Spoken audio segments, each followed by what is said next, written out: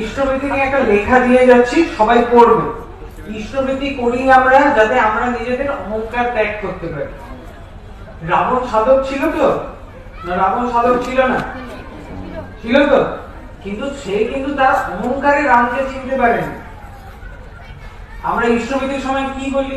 জীব জগৎ জীবন কারণ করুণাময় স্বামী তোমার দয়া অভিষেক সকল পেয়েছি আমি, এটা বলি না?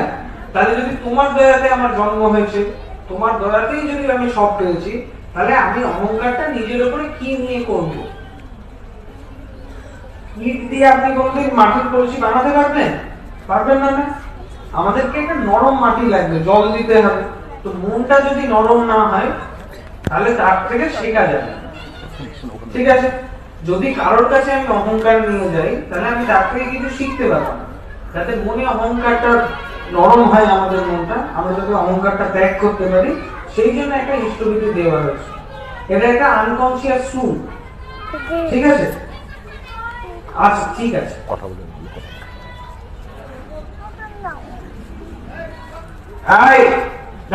বকাবকি করবি না, ছেড়ে দে।